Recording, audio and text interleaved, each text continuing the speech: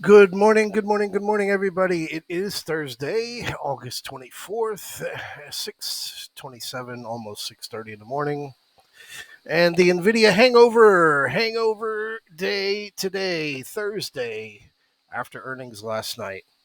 Market, obviously, we knew we were heading up yesterday. It was just how.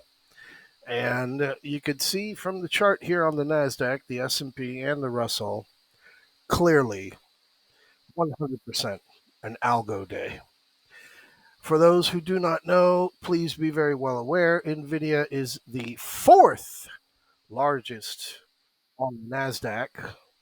Over on the S&P, give it a second to load up. It is the fourth largest on the S&P 500. And that is why when we come down to it, we sent out that email over there for the NVIDIA earnings preview that QQQ is cheaper if you must. Already had the alert intra week that we were looking at those 367 calls, did obviously very well. And when you go and see yourself now with how you are opening up, I'll move you over to it quickly. Here we are on QQQ. Big gap up, already up plus 1%. We are near the 200 extension of the bounce. We are near the 61.8 retracement of the drop. And we are right there to that gap from back on August 8th, which fills over there at 375.19. So very clearly, big move, broke, gapped above the 50-day moving average. The 20-day moving average is now above all of your short-term moving averages. And from a chart perspective, it has completed the bounce. We'll see, but that's what it looks like. So bring you back over to where we began and over there on the spreads. The risky calls did not work yesterday because we wound up closing 5 points above, 4.5 points above the plus 1% level. Again, clearly see algo day yesterday. Puts paid off immediately. The safe trade, as using that safe edge, even though it was pierced through, paid off perfectly, full credit at the end of the day. Safe trades are hard to wait for, but when they work, they're worth sitting there and waiting for. So anyway, your trade of the week, the 43.75, 43.80 bullish put spread. Needless to say, you will get the entire credit on that, which is going to be just about 50%. So take you on to your SPX quickly here. Green Day, I want to remind you, I'm not trying to pound the table here, but you had a green day. We have not had back-to-back green days since that final end of July there, July 28th. Oh, no, I apologize. Yes, back-to-back green days. This was on a Friday, the final Friday of July, after we had hit that 4607 and closed red. And then the Monday, final day of July, closed green. That was our last back-to-back green day session. We don't typically get three in a row. However, here you are. Jackson Hole is going to be tomorrow. This will be our fourth green gap up in a row. Not something significant to be looking at. However, it is something to definitely be paying attention to if you are fresh off the boat. Hopefully, not the mango boat, because mangoes are now banned by China. They will not accept mangoes coming from Japan.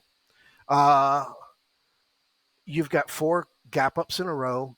You have a green close. We have completed what we will start looking for here. This is your QQQ, right to the 100 extension. Picture perfect on Tuesday. Fractional little dip. Once again, reinvigorating, re-alerting those 367 calls for Friday. Yesterday, you opened up and straight up into the air, and now you have your gap up. So you're in the 367 calls or in the 372 calls, like we were showing there. As you already know, you have hit both of our upside targets for the week. Now we are coming in on that rough spot right there at that 375. So Want to be greedy? Feel free. Time is not your friend. It is Thursday. It is not Tuesday. Take your money, move on. So, again, back to the SPX. Again, closed up in the 4400s for the first time since back there in midweek last week when we fell out of it. And again, a green close. You want to be paying attention to that. This last spreadsheet I'll show you here. Your QQQ, 5.86 points yesterday on the intraday range. QQQ is fucking amazing, man. It really is, with zero DTE, a place to seriously focus your attention. We are already up plus 1%. We're already up plus 1%. We're very close to plus 2%. But right now, we're already up plus 1%. And again, shared the chart with you so you know where you're at. Now, come on to the VIX. The VIX, 1622. As we held it yesterday, and we were holding it and holding it, as soon as it gave way, that's when you had your last little ramp up to the upside. And now you have a gap to be filled above, but we are below 1622. And we are on that big 1542 that we were using back a week ago, and it kept on holding even though we were getting dips underneath. Now, this is the Bears' final chance. And it ain't going to be today because tomorrow morning at 10, you got Jackson Hole and Jerome Powell. Whatever it is what it is. Tomorrow morning, 10 o'clock.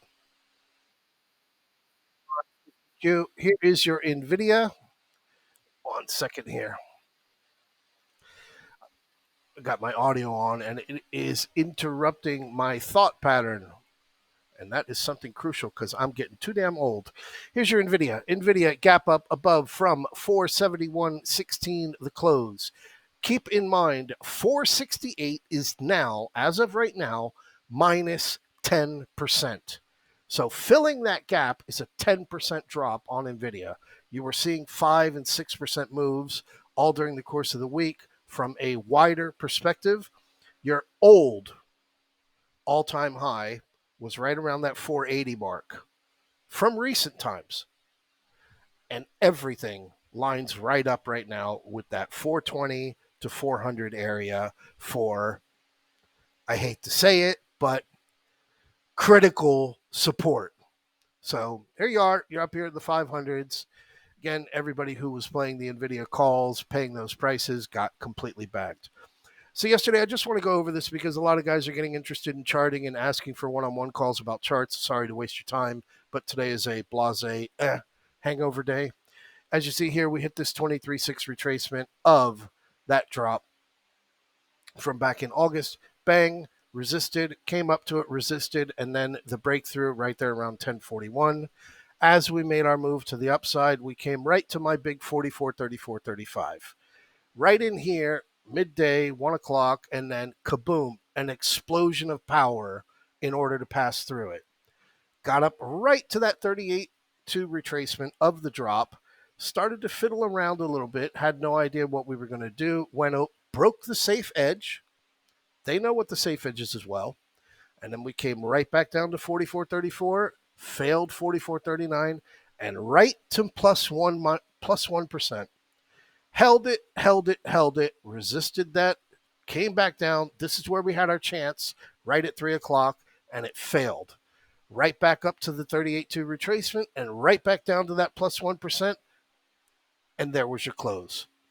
It's a killer video game if you want to actually appreciate it as a video game. So again, having broke the 100 extension here, and with the gap up that we are going to be getting today, we're going to be looking at our SPX up in this 44.57.85 for the 161 extension, having already made it up to around that 44.70 area overnight, as I was watching the futures a couple hours ago, which was our target for this week for the upside.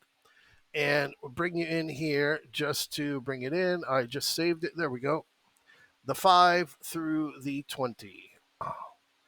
We are, you don't need to see all that. 5-day 15 is enough. We are now going to be right to the 20-day moving average is what we hit overnight, roughly this whole 44.65, 44.75 cluster, which was our upside target. We are right here at the 44.57.85, 161.8 extension, and the 50-day moving average, which is fractionally moving to the upside. And you will have a gap to be filled.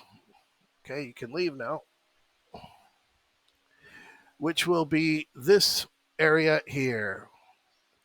That will be your gap that will be filled. And if it is filled today, I cannot answer that question. However, what you do have on your side is that you have not had two green closes in a row.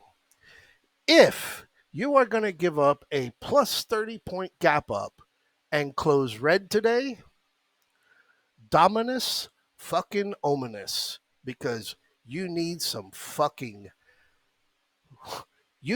help going into Jerome Powell tomorrow. However, doesn't make any much of a difference because we are still looking for a green week.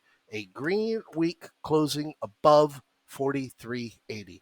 Have a fantastic morning, a beautiful afternoon, and a super Thursday night.